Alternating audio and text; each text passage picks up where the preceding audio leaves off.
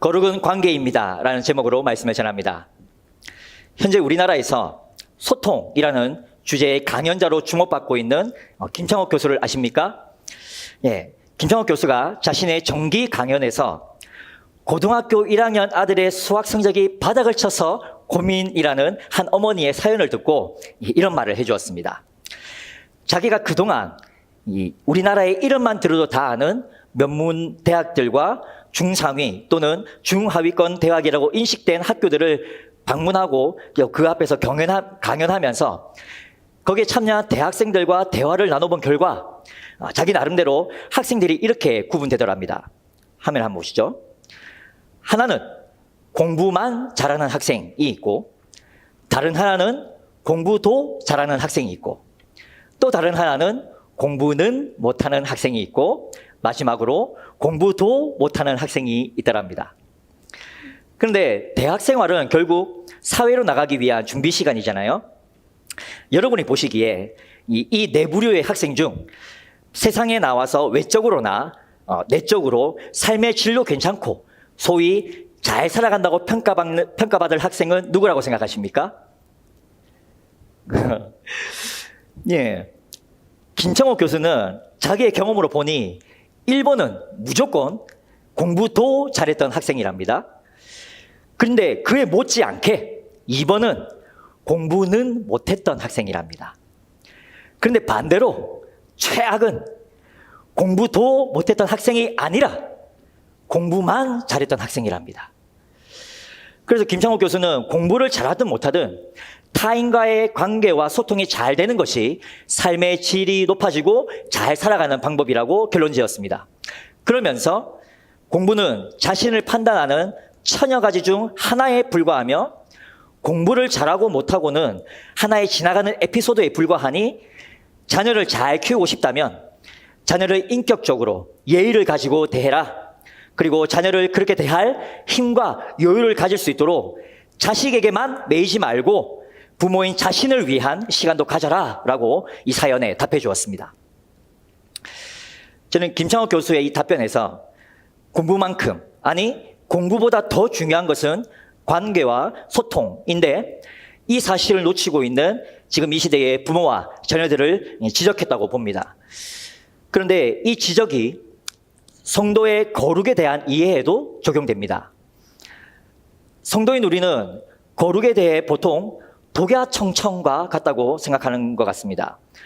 독야청청이란 소나무처럼 푸르고 푸르게 홀로 높은 절개를 지킨다라는 뜻입니다.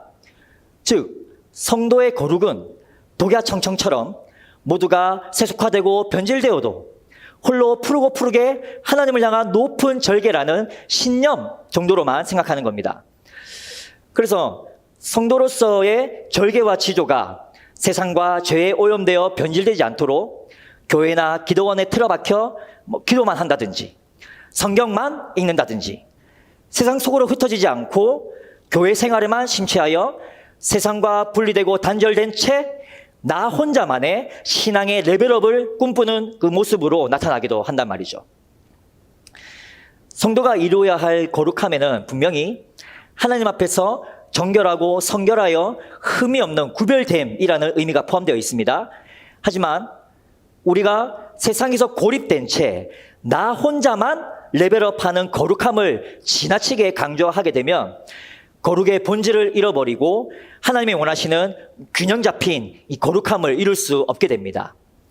그러므로 오늘 주신 말씀을 통해 성경이 가르치는 거룩의 본질은 무엇이며 거룩하신 하나님께서 명령하신 너희는 거룩하라 라는 말씀을 따라 우리가 이루어야 할 거룩함이 무엇인지 깨닫고 하나님이 원하시는 균형 잡힌 거룩함을 일상의 삶에서 온전히 실천해내는 우리가 되기를 예수님의 이름으로 축원합니다.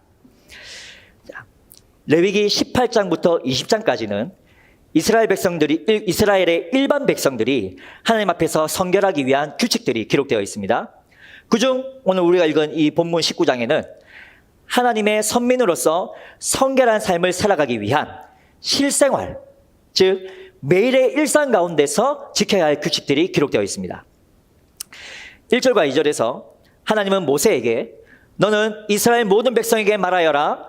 나 너희 하나님 여호와가 거룩하니 너희도 거룩하게 되어라 라고 말씀하십니다.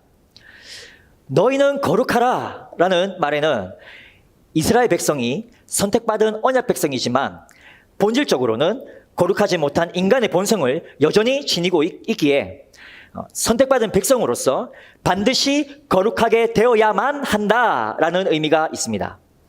또 한편으로는 하나님이 거룩하시니 하나님의 택함을 받은 너희도 반드시 거룩하게 될 것이다 라는 약속의 의미도 함께 포함되어 있습니다. 이렇게 반드시 되어야 할, 그리고 그렇게 될 필연적 의미가 담긴 이 거룩의 명령은 레위기 19장에서 처음으로 주신 겁니다.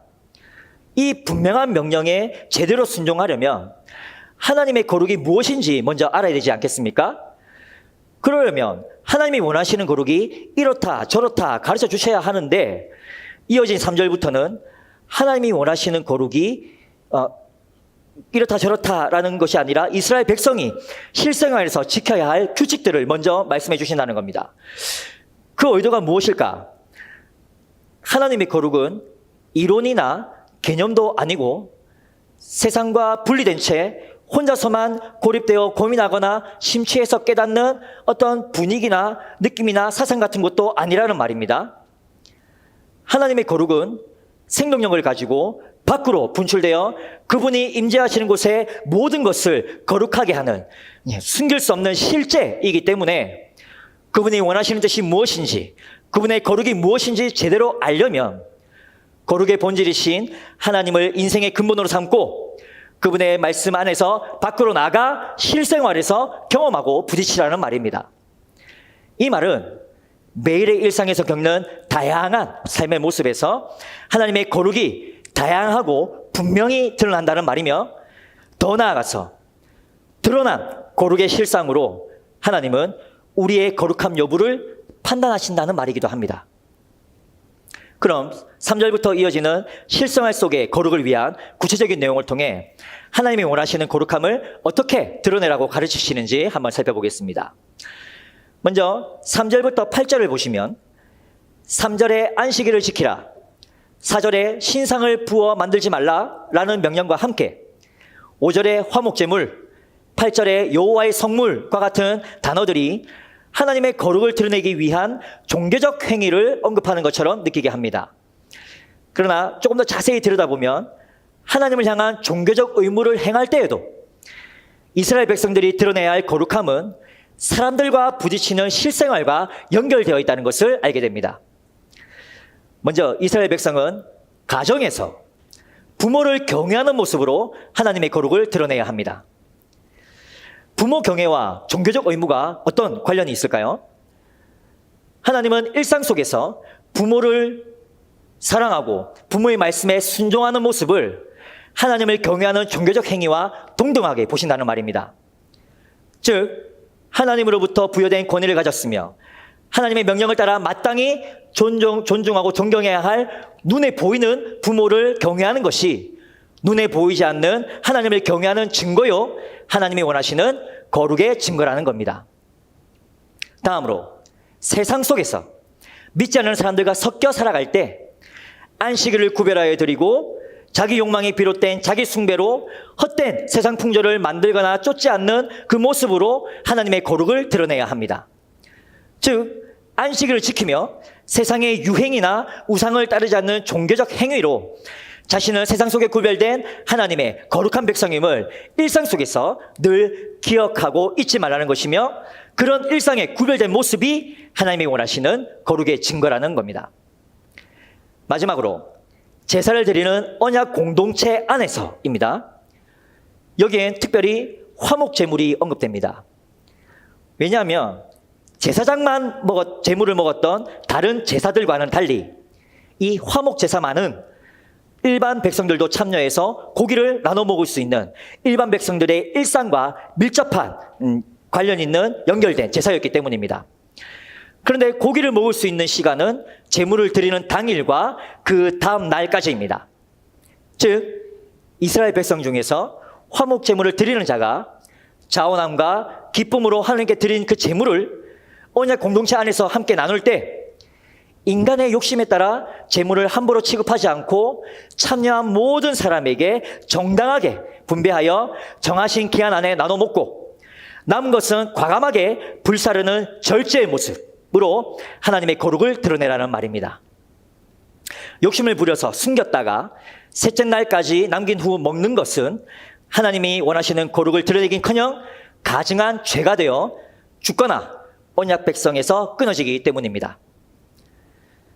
이렇게 3절부터 8절까지는 하나님이 택한 언약 백성 이스라엘이 종교적 의무를 행하는 일상에서도 언제 어디서든 하나님의 거룩을 드러내야 함을 가르쳐주고 있습니다. 다음으로 9절부터 18절까지 이스라엘 백성이 일상에서 사회적 의무를 행할 때 누구에게 하나님의 거룩을 드러내야 하는지를 구체적으로 가르쳐줍니다.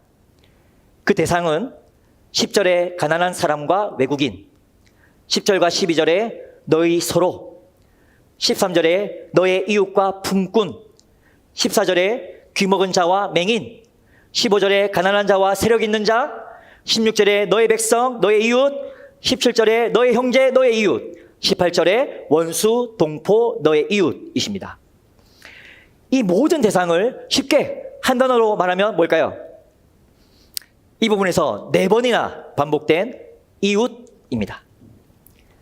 즉, 이스라엘 백성은 일상에서 만나는 모든 이웃에게 하나님의 거룩함을 드러내야 합니다. 가족과 동족은 물론이요, 하나님이 택한 언약 백성 안으로 들어온 사람들, 그리고 그들 안에 거하는 종들과 병든 자들과 가난한 자들과 부한 자들, 거기다 이방인과 원수들까지 모두가 이스라엘 백성의 이웃입니다. 그러므로 가족이나 동족을 향한 속임과 거짓말과 거짓맹세는 하나님의 이름을 욕되게 하는 것이며, 언약 백성 안으로 들어온 자들을 억압하거나 착취하거나 종의 임금을 체불하거나 병든 자를 저주하거나 실족시키는 것도 하나님을 경외하는 모습이 아닙니다. 또한 재판할 때 가난한 자나 힘있고 부유한 사람에게 유리하지 않도록 공의로 재판하며 이익을 더 얻으려고 이웃에게 피해를 입히지 않으며 잘못을 범한 이웃을 마음으로도 미워하지 않고 현명한 방법으로 그 잘못을 바로잡아주며 원수에게 복수하거나 그를 원망하지 않고 자기 자신처럼 사랑하는 것이 일상에서 하나님의 거룩함을 드러내는 모습입니다. 자, 이렇게 본문의 내용을 종합하면 내가 거룩하니 너희는 거룩하라 라고 명령하신 이 거룩의 본질에는 종교적 행위뿐만 아니라 동전의 양면처럼 이웃과의 관계가 분명히 포함되어 있다는 사실을 깨닫게 됩니다. 하나님과의 약속을 지키며 변질되지 않는 믿음의 지조와 절개를 지키기 위한 종교 행위가 이웃과의 관계를 배제한 채 혼자만의 레벨업이 되어버리면 온전한 거룩이 될 수 없습니다. 하나님이 원하시는 거룩은 남들이 따라올 수 없는 어떤 종교적 레벨업을 지향하는 독보적인 수행이 아니라 이웃과 사회적 약자에 대한 사랑과 배려와 자비와 헌신을 행하는 겁니다. 즉, 예배당 안보다는 밖에서, 종교적 행위보다는 일상의 삶에서 만나는 모든 사람을 대하는 자세와 사회적 강자보다는 사회적 약자를 대하는 태도에서 우리의 진정한 거룩이 드러난다는 말입니다. 그러므로 거룩의 본질은 관계입니다. 하나님이 요구하시는 거룩은 하나님을 사랑함으로 드러나는 일상의 종교적 수행과 함께 이웃을 사랑함으로 드러나는 일상의 마음과 생각과 말과 행동과 습관이 함께 포함된 겁니다. 여기서 중요한 포인트는 성도의 거룩함이 종교적 행위든 이웃과의 관계든 모두 우리가 살아있는 동안 실생활 속에서 매일의 삶 속에서 분명하게 드러난다는 사실입니다. 그런데 너희는 거룩하라 명령하신 하나님은 아시다시피 지금 이 시대를 살고 있는 우리에게 직접 나타나셔서 드러난 우리의 삶을 가지고 우리의 거룩함의 여부를 즉각 판단하지 않으십니다. 대신 하나님은 우리의 일상에서 만나는 모든 사람을 나의 거룩함에 대한 심사위원으로 보내셨음을 알아야 합니다. 나의 거룩함 여부를 판단하기 위해 보내신 심사위원 그룹 첫 번째는 내 주변 사람들입니다. 그 중에서도 나의 가족은 내 거룩을 판단하는 가장 정확하고 확실한 심사위원일 겁니다. 왜냐하면 가족은 내 가면의 앞과 뒤를 여과 없이 보고 있기 때문이죠. 말 그대로 포장되지 않은 내가 누군지 가장 잘 압니다. 아내와 남편은 제3자가 모르는 나의 치부까지도 알고 있으며 자녀와 부모는 제3자가 보지 않는 곳에서의 나의 모습을 잘 알고 있습니다. 그래도 가족이니까 나의 거룩함이 삶에서 잘 드러나지 않아도 굳이 언급하지 않거나 그럴 수 있다고 덮어주지만 나의 가족이 하나님께서 보내신 내 거룩함 여부를 판단하는 주변 사람 중 가장 정확하고 확실한 심사위원이라는 사실을 잊지 말아야 합니다. 그래서 가족들 앞에서도 거룩함을 드러내려고 몸부림쳐야 합니다. 특히 자녀는 부모를 통해 하나님을 배웁니다. 좀 더 과장하면 어린 자녀에겐 부모님이 하나님과 같습니다. 그러니 작고 사소한 것이라도 자녀들 앞에서 비양심적, 비도덕적, 편법, 범법, 불법의 말과 행동을 삼가합시다. 자녀들은 말하지 않아도 또 그들은 모르는 것처럼 보여도 내게서 드러난 모습으로 나의 거룩을 판단하고 있으며 그 판단이 하나님의 판단임을 잊지 말고 두려운 마음으로 우리의 언행심사에 주의를 기울입시다. 자, 가족 말고도 내 거룩함 여부를 판단하는 주변 사람은 현재 우리의 이웃집이나 교회의 성도들이나 직장 동료나 학교 친구나 다양한 모임에서 만난 사람들처럼 약간의 친분이라도 있거나 사이가 좋은 사람들입니다.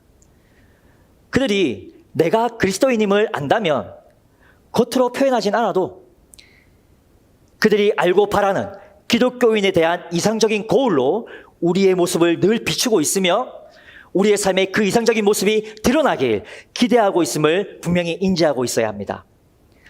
그들 역시 우리 삶에서 드러난 다양한 모습을 통해 성도인 나와 교회의 거룩함 여부를 판단합니다. 중요한 것은 이 판단이 전도에까지 영향을 미친다는 거죠. 그러므로 내 주변에 약간의 친분이라도 있거나 사이가 가까운 사람들은 나의 전도 대상자임과 동시에 나의 거룩함 여부를 판단하기 위해 하나님이 대신 보내신 심사위원임을 꼭 기억하시길 바랍니다. 자, 두 번째로 나의 거룩함 여부를 판단하기 위해 보내신 심사위원 그룹은 나보다 상대적으로 을의 입장에 있는 사람들입니다.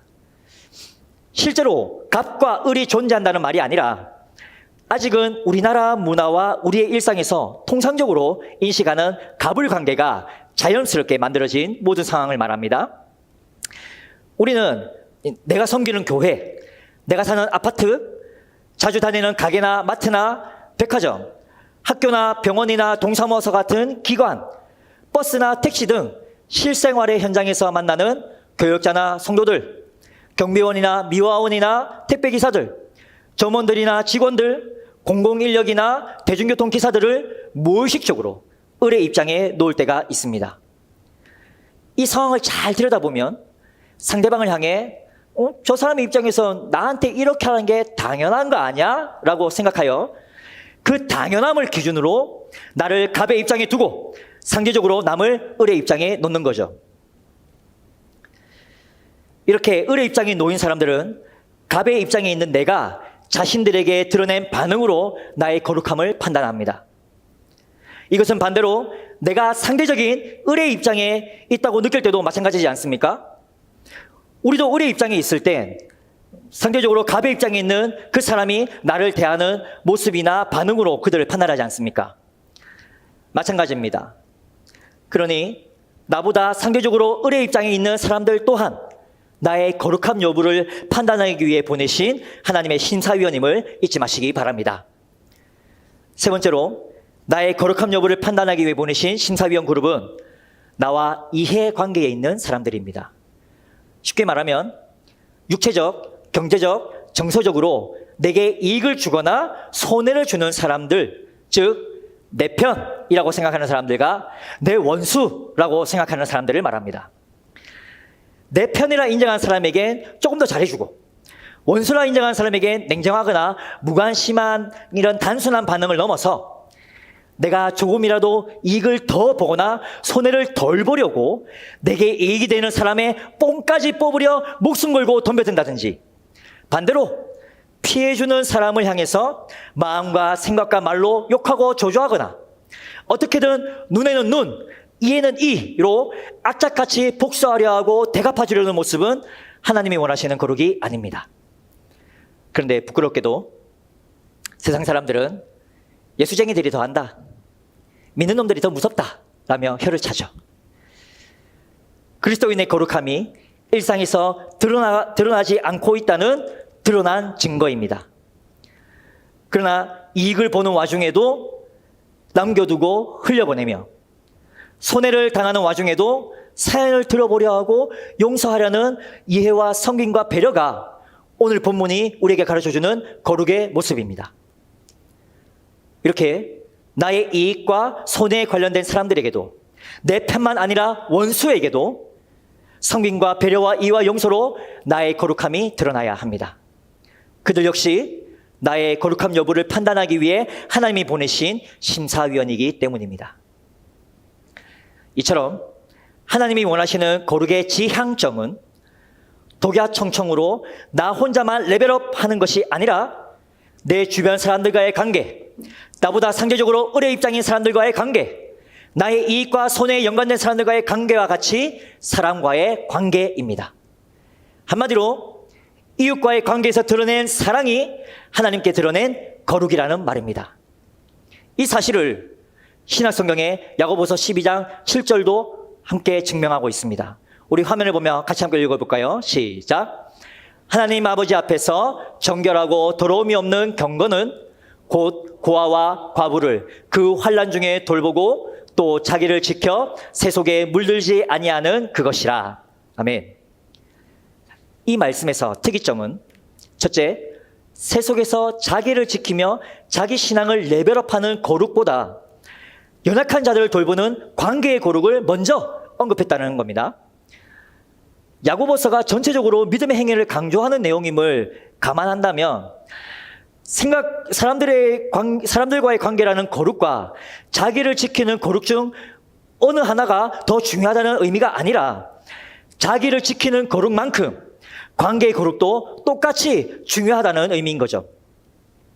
그리고 둘째로 이 말씀은 관계의 거룩을 위한 대상을 구약의 율법이 말한 당시의 사회적 약자를 언급하고 있다는 겁니다. 그러므로 우리가 만나는 다양한 사람들 중에서도 현실적인 사회적 약자를 비롯해 나보다 상대적으로 연약한 사람들에게 보이는 나의 반응이 하나님께서 나의 거룩함 여부를 판단하시는 근거가 된다는 겁니다. 그런데 현실적인 사회적 약자나 나보다 상대적으로 연약한 사람들만 약자입니까? 잘 생각해 보십시오. 우리 한 사람 한 사람 모두가 하나님 앞에서 영원한 약자이자 지극히 작은 자이지 않습니까? 사도 바울은 자신을 죄인 중에 괴수라고 했을 정도입니다. 그런데 가장 높고 깊고 넓고 크신 하나님은 우리 같은 약하고 작은 자를 사랑하셔서 가장 약한 모습으로 세상 죄를 지고 가는 가장 연약한 어린 양의 모습으로 이 땅에 오셨습니다. 그분은 바로 우리 주 예수 그리스도이십니다. 그렇게 약한 자를 위해 겸손히 연약한 모습으로 이 땅에 오신 예수님은 마태복음 25장 40절에서 이렇게 말씀하셨습니다. 지극히 작은 자 하나에게 한 것이 곧 내게 한 것이니라. 지극히 작은 자요, 약자인 내게 선물로 주신 믿음으로 누리는 예수님의 사랑을 현실적인 약자요, 우리보다 상대적으로 연약한 지극히 작은 자들에게 베푸는 것이 바로 예수님에게 한 것이랍니다. 이 말씀은 다른 의미로 예수님은 우리가 지극히 작은 자들에게 행한 것으로 우리를 판단하신다는 겁니다. 때문에 우리가 만나는 모든 사람, 그 중에서도 현실적인 약자요, 우리보다 상대적인 약자들이 바로 하나님께서 우리의 거룩함을 판단하기 위해 보내신 심사위원이라고 말씀드린 겁니다. 한편 누가복음 10장 25절부터 37절에서 예수님은 선한 사마리아인 비유를 통해 좋은 이웃에 대해 가르쳐 주셨죠. 여기에서 예수님은 오늘 본문 18절에 내 이웃 사랑하기를 내 자신과 같이 사랑하라 라는 말씀을 인용하셨습니다. 오늘 우리가 살펴본 바와 같이 이웃을 사랑하는 것이 곧 관계의 거룩이라는 것을 알았다면 이 비유에서 강도 만난 유대인을 불쌍히 여기고 가까이 가서 붓고 싸매고 돌보아주고 숙박비를 대신 내주고 추가된 비용을 돌아와서 갚겠다고 약속함으로 진정한 좋은 이웃이 되어준 사마리아인은 하나님이 원하시는 관계의 거룩을 드러낸 거룩한 사람입니다. 즉 좋은 이웃이 곧 거룩한 사람이라는 말입니다. 또한 사마리아인이 드러낸 이 거룩한 행동은 죄인들을 불쌍히 여기시고 죄인들에게 가까이 가셨으며 죄인들의 상처와 아픔의 자리에 붓고 싸매셨으며 죄인들을 먹이시고 가르치시고 돌보셨으며 결국에는 죄인들을 위해 십자가에 죽으심으로 그 죄값을 대신 갚으셨으며 부활하신 후 하늘로 올라가시며 다시 오실 것을 약속하셨던 온 세상에서 가장 거룩하신 예수님을 닮았습니다. 온전히 거룩하신 예수님이 드러낸 죄인을 사랑하는 거룩한 행동을 죄인인 우리에게도 동일하게 드러내신 결과 지금 우리가 이 자리에 있습니다. 그러므로 하나님은 예수 그리스도를 통해 드러난 이웃을 사랑하는 온전한 거룩을 너희도 거룩하라 라는 명령으로 오늘 우리에게도 요구하시는 겁니다. 로마서 13장 10절은 사랑이 율법의 완성이라고 했습니다. 내가 거룩하니 너희는 거룩하라 라는 이 필연적 의무와 약속이 담긴 명령 앞에 실생활에서 만나는 이웃을 자신과 같이 사랑하는 예수님을 닮은 거룩함으로 하나님을 향한 사랑을 드러내어 하나님이 요구하시며 율법이 요구하는 온전한 거룩을 삶에서 완성해 나가는 우리가 되기를 예수님의 이름으로 축원합니다. 네. 자, 이제 설교를 결론 짓겠습니다. 예수님은 너희는 이렇게 기도하라 하시며 주기도문을 가르쳐 주실 때 하늘에 계신 나의 아버지여 라고 하지 않으셨고 하늘에 계신 우리 아버지여 라고 하셨습니다. 그 이유는 하나님은 나만의 아버지가 아니라 나와 너와 그 사람의 아버지시기 때문입니다. 그러므로 하나님은 나 혼자만 레벨업이 아닌 다 함께 레벨업을 원하시는 분이심을 기억합시다. 5개의 빵이 있다면 5명에게 하나씩 골고루 나눠주는 것이 평등하고 공정하다고 우리는 보통 생각하죠.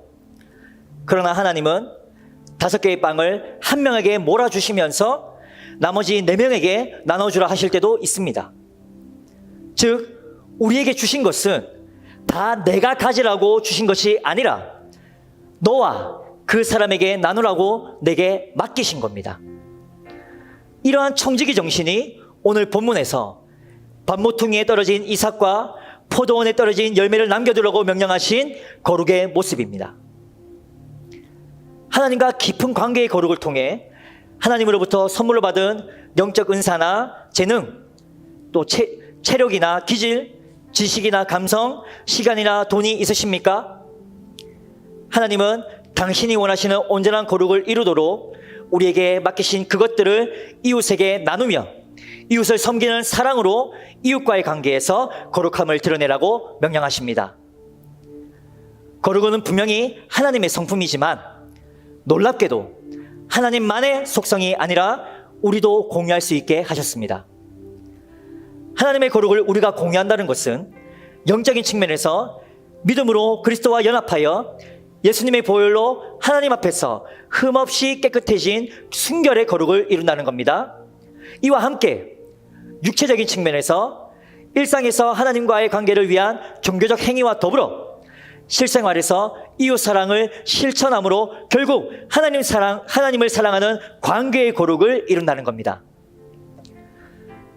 너희는 거룩하라 라는 명령을 주실 때 필연적 의무와 함께 반드시 그렇게 될 것이라는 약속도 주셨으니 순결의 거룩과 관계의 거룩을 실생활에서 드러내어 약속하신 대로 하나님이 요구하시는 온전한 거룩함을 이루며 살아가는 우리가 되기를 예수님의 이름으로 온 마음을 다해 축원합니다.